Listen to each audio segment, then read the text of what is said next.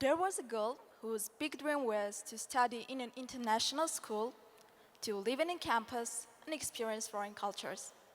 But at the end of the day, she turned out to be just a dreamer. In fact, she never realized that all the opportunities out there in the world could be available for her one day. And she calmed herself thinking that this dream was too unrealistic for her to come true.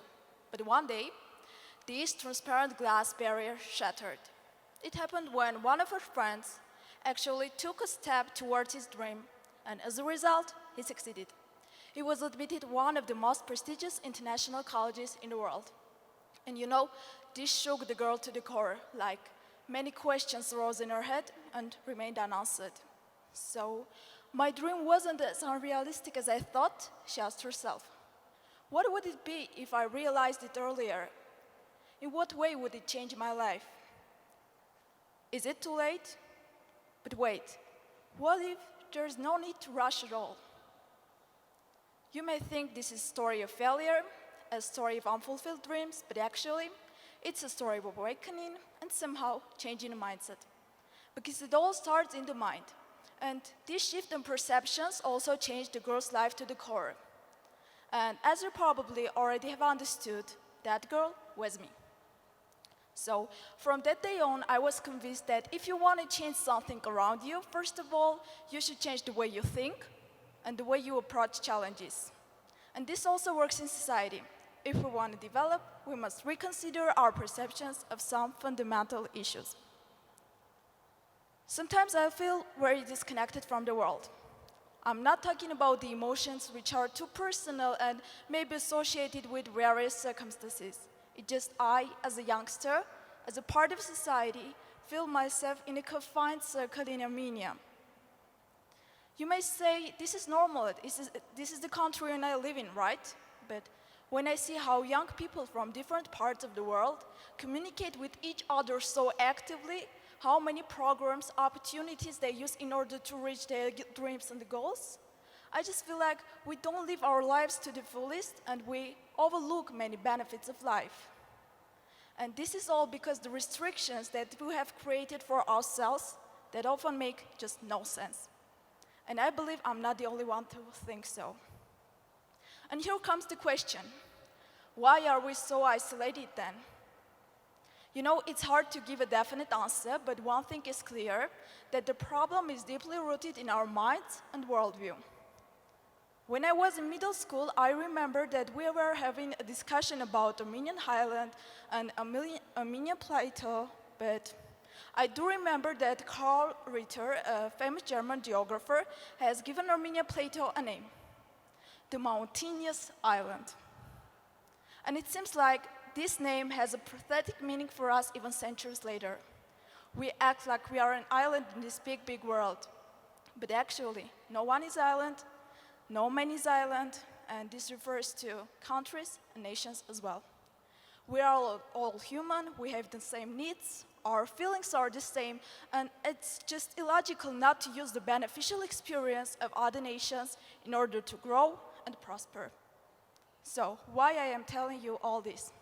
It's because even the best ideas coming from abroad are highly resisted in Armenia before being adopted. And one of these ideas is the idea of taking a gap year. Actually, I felt the need to talk about it when I realized during the conversation that many of my friends had no idea about it. And it is so unfamiliar and atypical for us that we don't even have the corresponding Armenian term.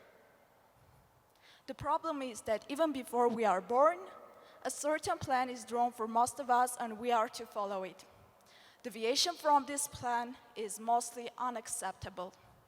So, the child has to go to kindergarten, then go to school for 12 years, then go to university, graduate, get a job, and also not forget about getting married. Such great responsibility has been entrusted to us. We must not be mistaken, we must do everything on time, we must continue the work of our ancestors, and the list could be continued. So, taking a gap here, it's just a waste of time. You are losing a year, let's say. But why we are in a hurry, we do not know.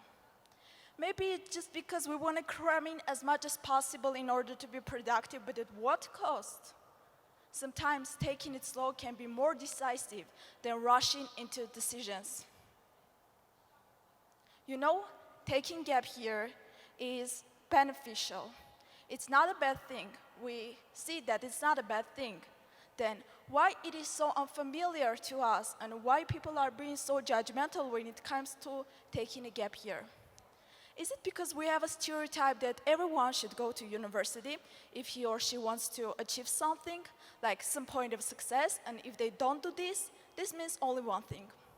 They failed their entrance exams, or just they didn't even try because they knew it would be a failure. But who said the only way of being educated is attending university? After all, there are so many formal and informal ways of education, and really, not everyone is going to be a doctor, lawyer, teacher, etc. And who said you should know what you want to do the rest of your life at that age? Like, what if you don't know? It is because of this stereotype that hundreds of students enter universities without even knowing what they want in life and why they study this or that profession. And you know, after a couple of years, they just end up working in a completely different field, starting just all over again. It also happens that when the students' grades aren't high enough to enter the faculty they desire, they just enter to a completely different faculty in order to just stay at university and maybe escape from criticism coming from public, friends, family. My point is to show you how some social norms can slow down and hinder the development of the nation. Maybe they were once significant, but times change, and that's why we must reconsider our perceptions. You know, it's not okay to be disconnected from the world just because of the fear of losing some values coming from ages. It's better to explain the importance of it rather just than banning other ideas to occur to us. Public opinion and the pressure coming of it don't change over a few days. But if they change, then only as a result of the struggle of strong individuals.